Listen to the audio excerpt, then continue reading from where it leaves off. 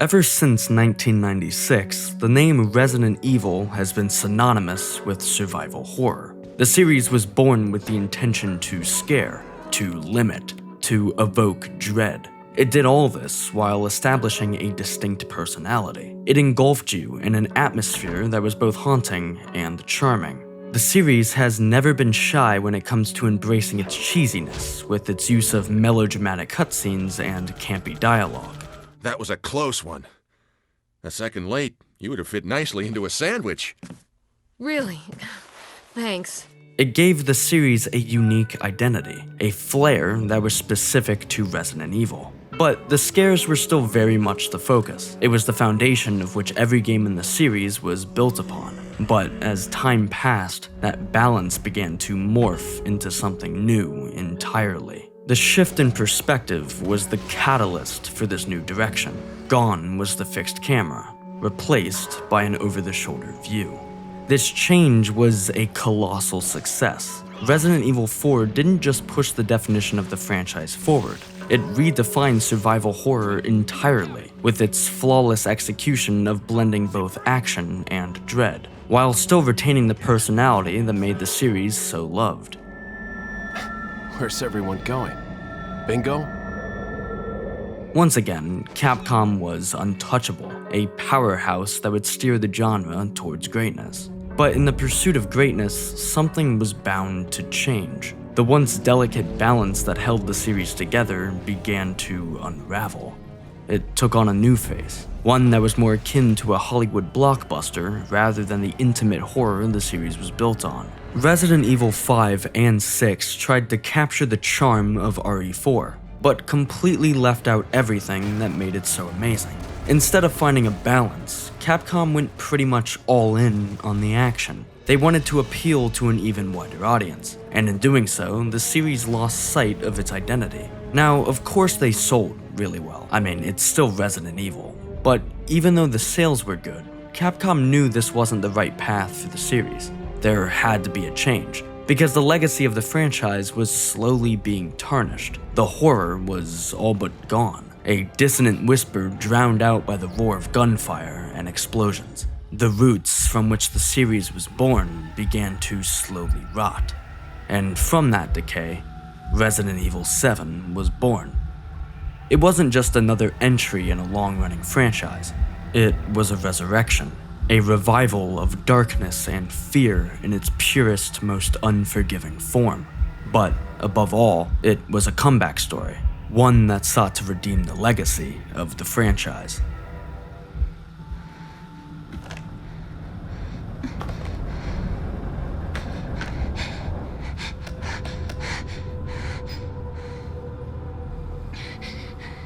Ethan. You were right. I did lie to you. I shouldn't have, but all I can say is that if you get this,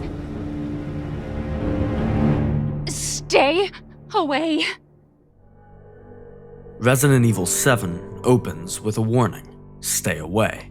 It's simple yet effective. It's ominous and unsettling. Instead of heeding the warning, we find ourselves chasing a ghost in the swamps of Louisiana. And when we step out of the car, we see the world through the eyes of Ethan Winters, an average, everyday man who's just trying to find his wife, Mia, who's been missing for the past 3 years. While trying to uncover what happened, we find ourselves in a decaying estate, unprepared and completely alone. And for the first time in the history of the series, we're seeing it all unfold in first person. Everything about this bold new direction amplifies the horror. The intimacy, the claustrophobia, and the vulnerability that resided in the earlier titles all make a return, but now it seems much more personal. As we make our way to the guest house, this growing sense of uneasiness begins to rise to the surface. That unease is only amplified when we finally enter, and we begin to realize we can't leave.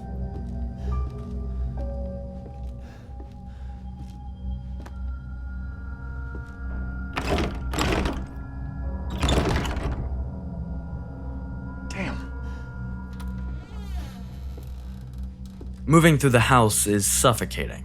The rot has taken over. It has consumed everything.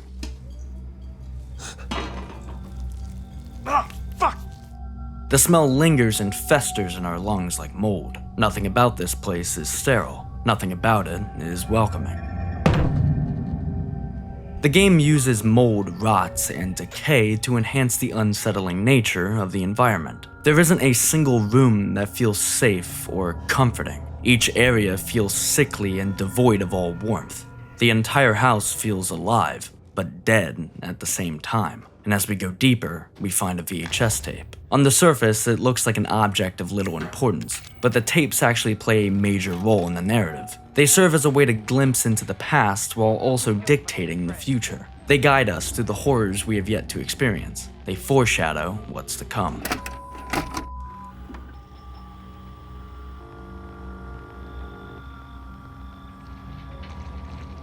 Boo. Where did you find this guy? Upon playing the first tape, we are thrown into a new perspective and forced to retrace the steps we just took. But this time, we see the world through the eyes of a cameraman named Clancy, as he walks alongside a ghost hunting crew known as the Sewer Gators. It's through this tape that we find out about the Baker family.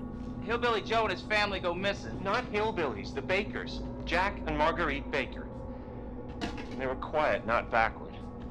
A lot of bad rumors about their son, Lucas. Bad seed, apparently.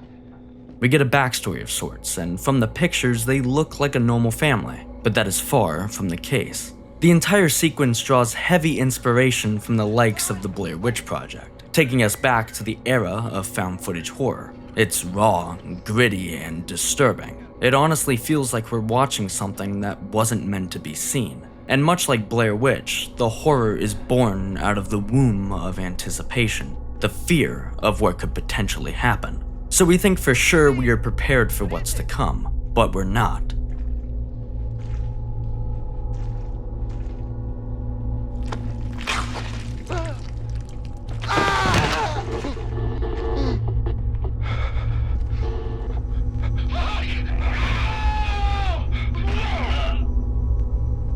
When the tape ends, we use what we've learned to move deeper into the house.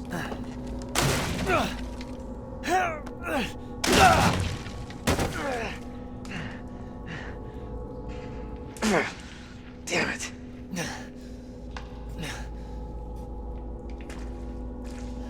And as we descend into the labyrinth below, that dread we've been feeling haunts our every step. The tension and the looming threat of anticipation stalks us around every corner, until we find ourselves staring at a prison cell, and in between the bars is Mia. She's lying down in a padded room. The cell door is, of course, locked, but there's a pair of bolt cutters conveniently placed on a workbench to her left. This is a familiar feeling to any fan of Resident Evil. Use this to open that. It's a simple concept, but one that is so nostalgic. Even the save room makes a return, and it's just perfect. Because up until this point, the game kind of plays like PT, and it's these little things there to remind us that, yeah, we're playing a Resident Evil. So after we open the cell door, we notice that there is immediately something off about Mia. She's talking about, like, daddies and stuff. It's weird. What's going on? Daddy's coming. We need to go.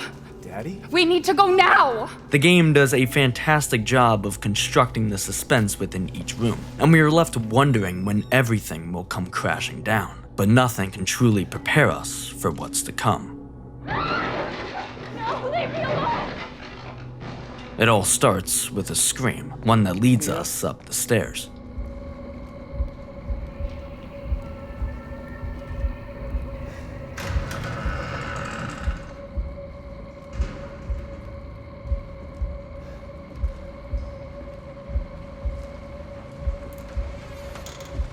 When we get to the hallway, nothing happens. Well, not yet at least. And before we get the chance to question where Mia has gone, banging can be heard coming from below. What follows is potentially one of the most visceral and horrific moments in the entire game. As we open the door, we hear the sound of breathing coming from the dark.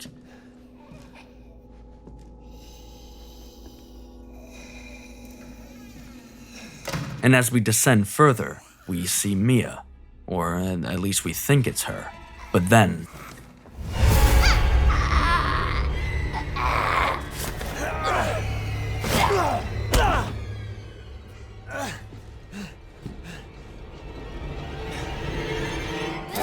the attack is violent, malicious, and all we can do is put our hands up and resist.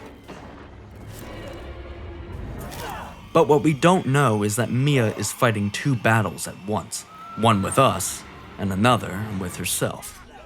There is a moment where she breaks free from the shackles of evil, but it all becomes too much for her to handle. I've been bad.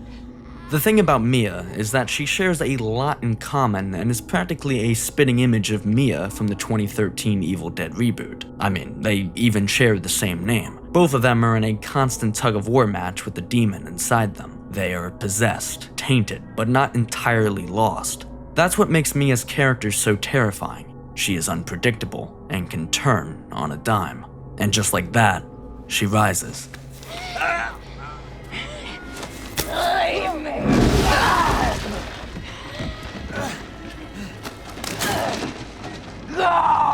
We have no choice but to fight back, because at this point, that's the only option left. We are forced to kill the woman we came here to save.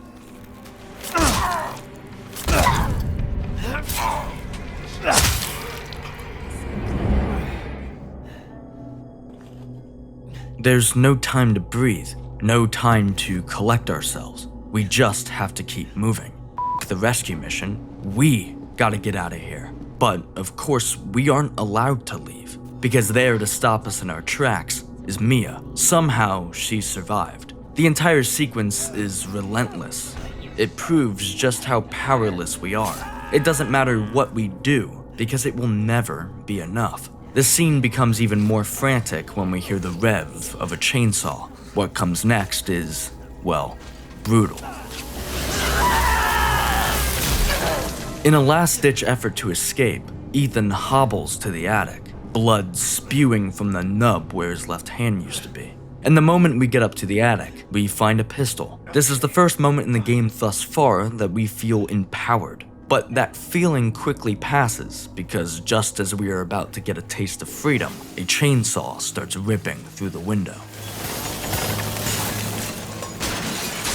Mia comes crashing down on us once more. There's no time to think, because all we can do is shoot.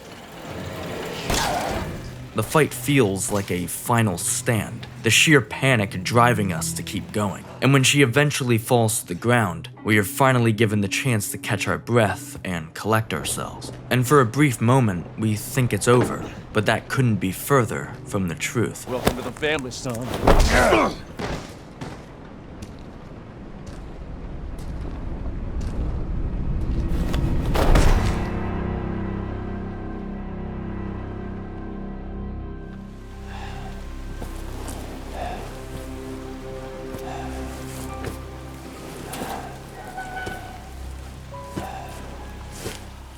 Ethan wakes up strapped to a chair as his arm is being stapled back together. And in front of him sits the Baker family, Jack, Marguerite, and Lucas. Down, sleepyhead.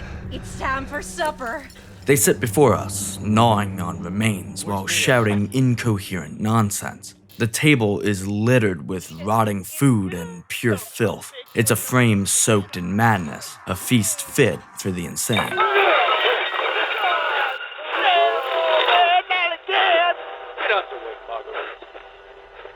The scene itself is a spitting image of the classic dinner scene from Texas Chainsaw Massacre, both in concept and tone. A helpless victim, an unhinged family, and a knack for Southern hospitality. This moment marks a shift in the game's objective. We are no longer the rescue team, we are now the ones crying for help. So when we're given the chance to break free, we take it.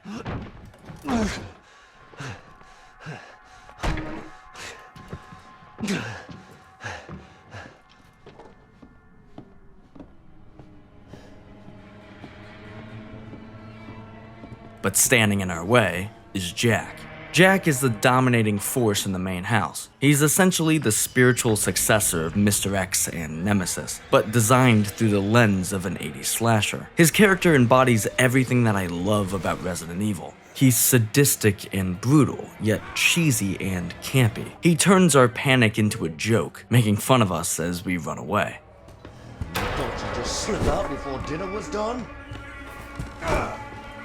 The whole house has been turned into a hunting ground, and we are the prey. It takes a bit, but when we finally evade him, we find ourselves crawling underneath the floorboards, and the path leads to another room. And just as we leave, we get a phone call. You did good, Ethan. Zoe, right? And what the fuck are they? Shut up and listen if you want to stay alive. You gotta get out of that house. There might be a way out through the main hall. On the other end is Zoe Baker, the daughter of Jack and Marguerite. She's the only one in the family who seems sane, and she quickly becomes our lifeline, essentially pointing us in the direction we need to go. So after leaving the save room, we look around until we hear a knock on the window. Hey, you!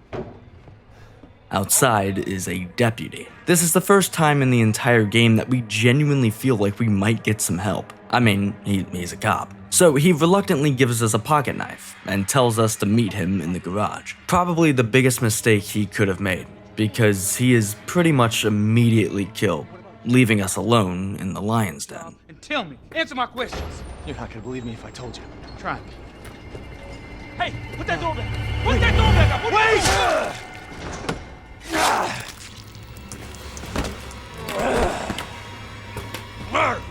Now, obviously, we can't kill Jack. I mean, we couldn't even kill Mia. So instead of sitting there and pumping him full of bullets, we hit him with a car.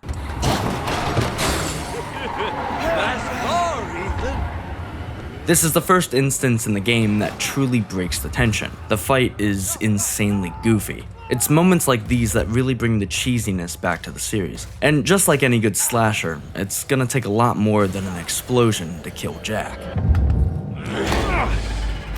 Do I have your attention, boy? You're about to see some wonderful. After Jack blasts his dome piece, we grab an ox medallion and use it to open a metal door. How anyone gets around this house is beyond me, but once we open those doors, we are let loose into the main hall. The moment we step foot into the room, everything feels different. We are no longer being suffocated by narrow hallways and claustrophobic basements. Instead, we're in an open space. It's no more welcoming than any of the other rooms in the house, but it's a change. One that feels lifeless and drained of any memory that would make it worthy of being called a home. And sitting there, beckoning us, is the front door. It mocks us with false hope, because obviously we can't just walk out. No, that would be too easy. Instead, just like any other household, we have to find and place 3 dog heads in the empty slots. Only then can we leave.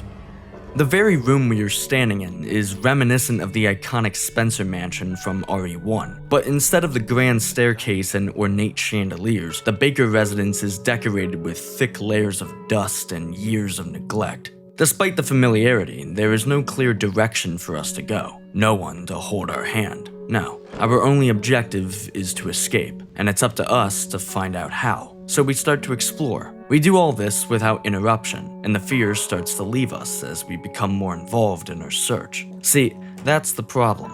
It's been quiet for too long, and just as we start to get comfortable, Heck of a thing. Sure shit beats the hell out of dying. this is something we've been anticipating, but it still catches us off guard, and all we can do is run.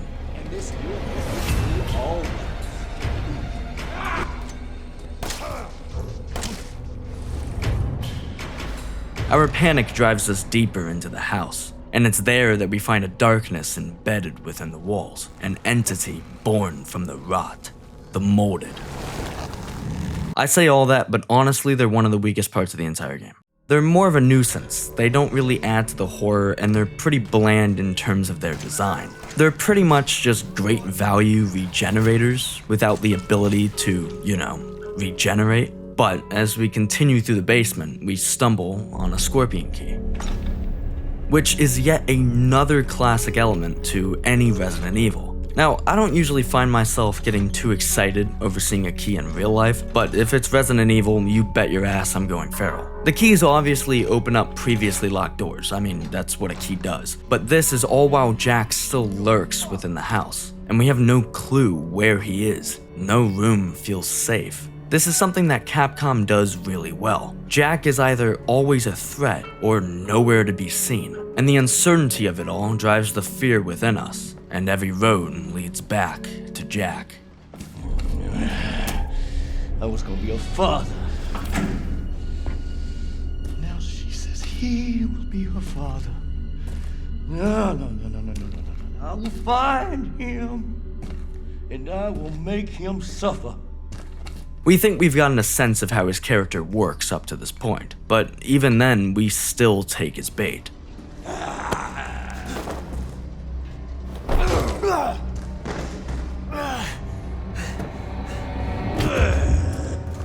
We are kicked into some sadistic murder dungeon and forced to face him head on. And just like before, bullets seem to only slow him down. He just eats whatever we throw at him. The fight is primal, and it all escalates when Jack suddenly turns his attention away from us. His eyes are drawn to something that is all too familiar, a f***ing chainsaw. What seemed like a simple fight turns into a duel of pure carnage, a perfect blend of gore and metal. The fight is absurd in the best possible way, and to really drive home the Evil Dead comparison, Jack yells groovy. Groovy. And as the chainsaws clash, he continues to laugh maniacally in our face. He's still somehow intimidating, even when we're sawing into him. But eventually the fight ends, and Jack bursts like a pimple. It's a satisfying end to our time with Jack Baker, but the nightmare continues.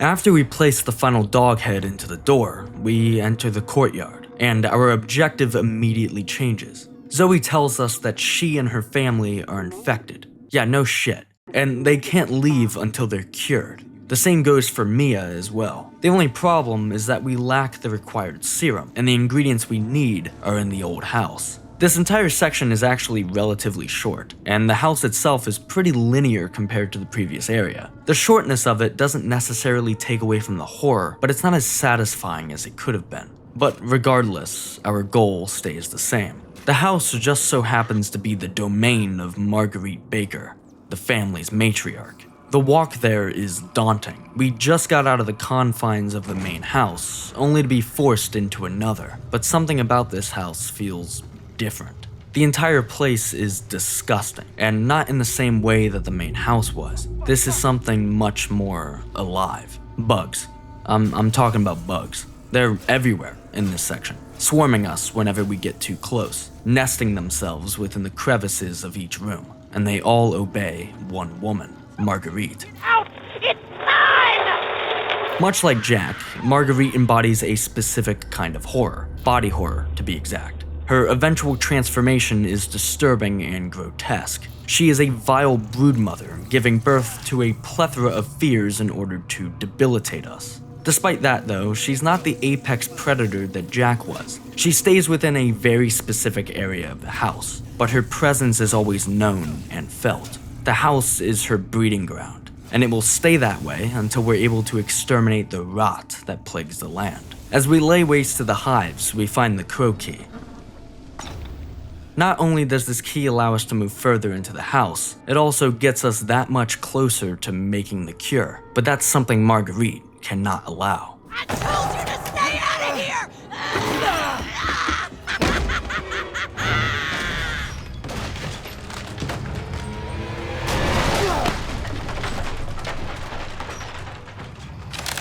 We crash through the floorboards and the fall disorients us, and we quickly realize that the only way out is up.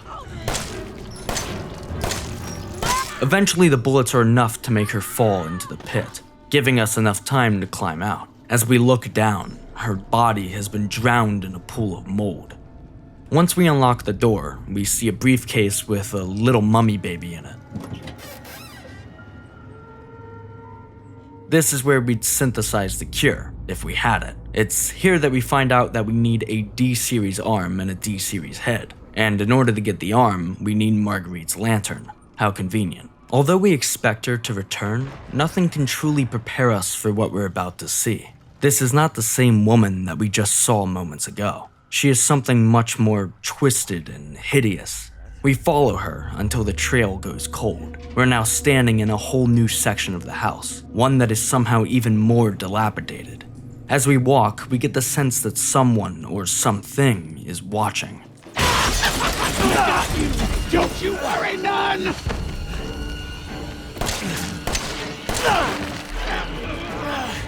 Marguerite has been waiting for us, stalking our every move, and she continues to do so for the entire fight. She crawls up walls and waits for the right time to attack. The body horror is on full display. She vomits out hives and has been distorted and elongated beyond recognition. When she stands before us, her physical stature seems to grow even larger. Now, the boss fight is genuinely foul in every sense of the word. It's simply disgusting. Her weak point is, a little icky. Once we finally defeat her, she crystallizes and shatters. The lantern falls to the floor. So after grabbing the lantern and placing it on the scale, we are led into an entirely new part of the house, one that is disturbing as f***.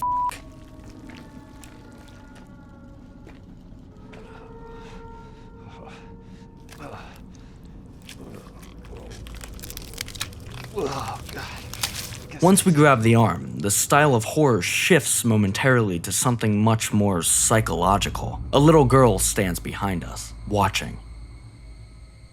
Throughout the game, there has been constant talk of a family. Jack even becomes angry at the prospect of us potentially becoming a father. The pieces of the puzzle have begun to fall into place. This is who they've been talking about all this time. But instead of questioning her role further, we shake it off, because now, there's only one Baker left to go. You make that serum? Ooh, baby. You're gonna have to come through me.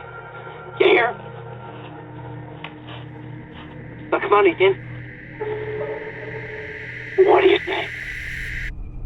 In the very first VHS tape, Lucas was described as being the bad seed of a quiet family. The thing is, that was before they were all infected, so now he's even more psychotic. And the interactions we've had with him up till now proves that statement. He's unhinged and maniacal. He finds enjoyment out of pain, turns the idea of it into a game, and not in the same way that Jack does. Lucas's version is much more sinister. This is when the vibe of the game takes a noticeable shift. Instead of the darkness we're used to, our screens are instead illuminated by the glow of neon paint, welcoming us into a different kind of horror. The walls are lined with plastic, and the lighting has somehow become even more sickly. This section is entirely unique from the other parts of the game. Lucas isn't some physical threat for us to deal with. He instead uses his mind to torture us. And it's obvious that the section is heavily inspired by the Saw films, which of course are iconic for their bloody kills and brutal traps, causing the victim to rely on their own instincts to survive. Much like the victims in the films, we are constantly trying to stay alive by enduring all of Lucas's tests. The section comes to a head when the little freak throws us a birthday party. You see, our only goal is to light a candle. It seems really simple, but obviously it isn't. This is one of my favorite moments in the entire game. It's the first time that we have to rely solely on our mind rather than our instincts. There's no weapon to hide behind, no enemy to shoot, it's just us and the room. Capcom actually does something really clever with this puzzle. We've actually already solved it, assuming you've watched the Happy Birthday tape. The solution is exactly the same as it is in the tape. If you don't watch it, then you will always die in your first attempt.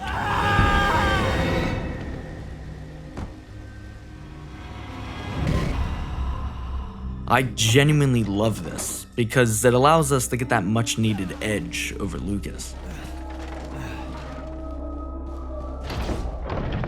Mother! You're supposed to die! Now the difference between this and Saw is that John Kramer is fair. If you survive the game, you're free to go. But Lucas is, a little and a sore loser. So even when we win fair and square, he still tries to kill us. And when that fails, he runs away. like the little spineless coward he is. Seriously, he sprints out of the room like f***ing Scooby-Doo. The chair is still spinning when we get there. After everything we've gone through, the pain, the horror, the torture, our path to freedom has finally been realized. A cure's been made, and we can finally take Mia home. But of course, just like any good horror movie, it's not done until the killer says so. Jack comes bursting through the wall. He's completely encased in mold. This is not the same Jack we once ran from. No, he is something much worse. This is the most Resident Evil looking boss in the entire game. He's a monstrosity, and he's come for us to make sure we do not leave his property. The boss encounter plays out like a classic Resident Evil fight. We shoot his eyes until he pops. It's not complicated because it doesn't have to be. It just works. And something about it just feels so nostalgic. And just when you think the fight is over, Jack grabs us one last time, and we are forced to use the serum on him. Use the serum on him. You want me to cure him?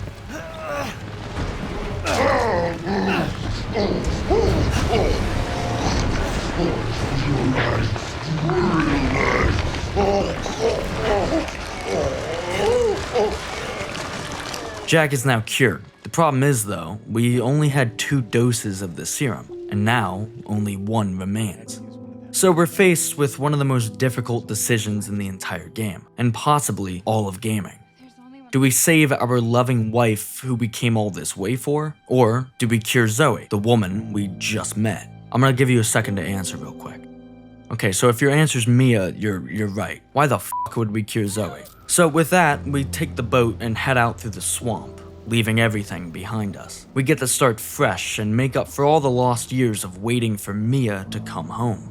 But there's a ripple in the water, strong enough to pull us back in. What the hell was that?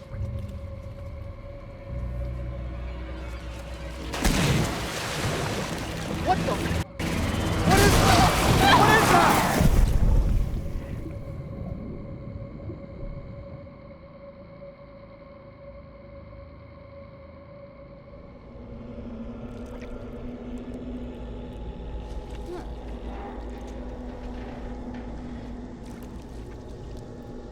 The perspective shifts, and suddenly, we are Mia, seeing everything from her point of view. And for the first time since the intro, we are left completely vulnerable, forced to walk through the decaying ship. The past Mia tried to bury begins to slowly show itself. The truth is finally revealed.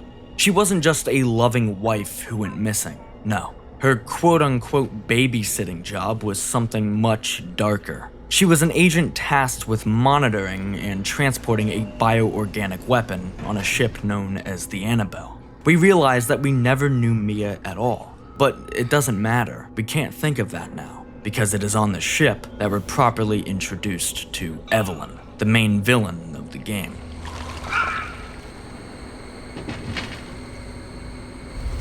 Are you remembering? What? What are you? On the surface, Eveline may seem like a normal little girl, but deep within her lies evil in its purest form. She's a weapon with the ability to infect and bend people to her will. She burrows her way into your mind, making herself at home. Her section is very much psychological horror, and unlike the Bakers, she attacks you on a much deeper level. And one night during a hurricane, Eveline makes her move and manages to break free. Not only does she infect the entire ship, but she also takes Mia with her. All Eveline wants is a family, and she has just found her mother. When the boat crashes, Mia and Eveline wind up in a swamp outside of the Baker residence. Now, what I'm about to talk about happens within the Daughters DLC. This provides even more context to the Baker's infection, and if I'm being honest, this should have been in the main game to begin with. But as the hurricane continues to rage, we see a version of the Bakers we haven't seen before. They aren't the killers we know them to be. They're just a family. They welcome Eveline into their home with open arms, but their kindness is their downfall. All right, little girl, let's get you cleaned up. They're mine now. What?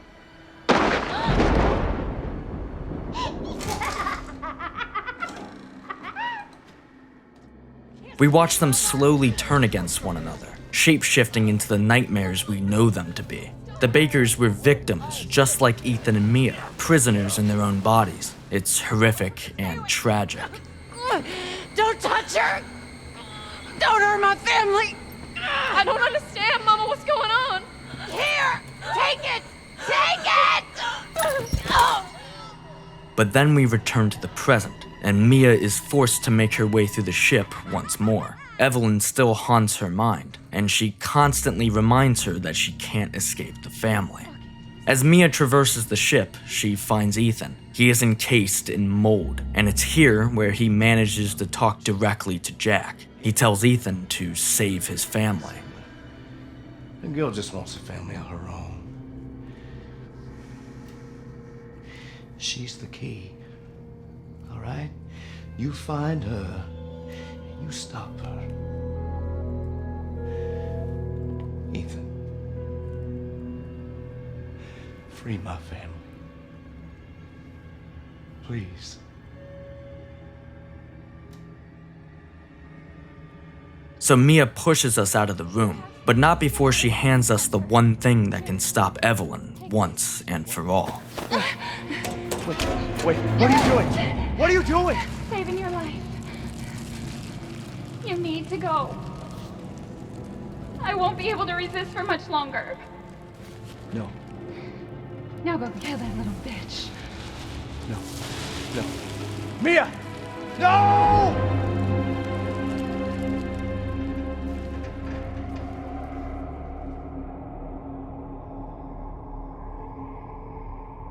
In classic Resident Evil fashion, the final section is very action-heavy. It's practically an army of molded standing between us and the necrotoxin. The necrotoxin will allow us to effectively kill Eveline, but first, we gotta find her. This section honestly isn't that deep. It's pretty much just an obstacle in our way, but it serves its purpose, because the salt mine leads us back to where it all began, the guest house. The moment we enter, Eveline begins to wiggle her way into our mind. She forces us to relive the atrocities that occurred under this very roof. It's a slow push forward as our eyes continue to trick us. But the moment we inject her with the toxin, it's revealed that she was the grandma the entire time. She was right under our nose for the entire game, silently watching us around every corner, pulling all the strings. But then Eveline cries and begins to melt into this giant mass of mold.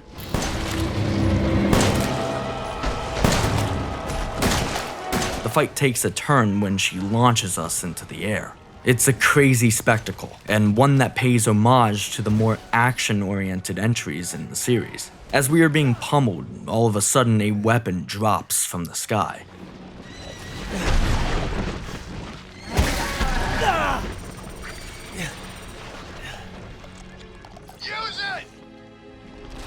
Now, it's a common trend with a majority of Resident Evil games to give us a special weapon to finally put down the big bad once and for all. And we do just that.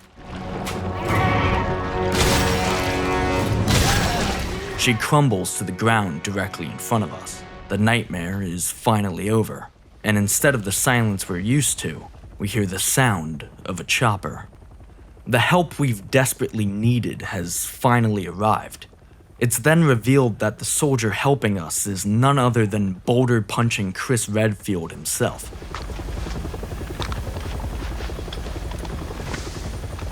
I'm Redfield. Glad we found you. And with that, we fly off into the sunset, leaving the Baker residence and all its horrors behind us.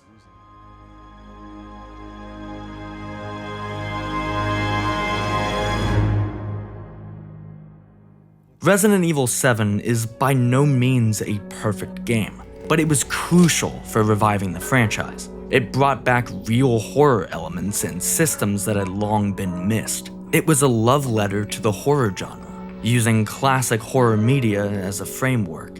It redefined Resident Evil for the modern age, while also reclaiming its survival horror roots and charm. It reminded every fan why they fell in love with the series in the first place. It proved that innovation doesn't need to come at the cost of identity. Resident Evil 7 is proof that greatness can rise from decay.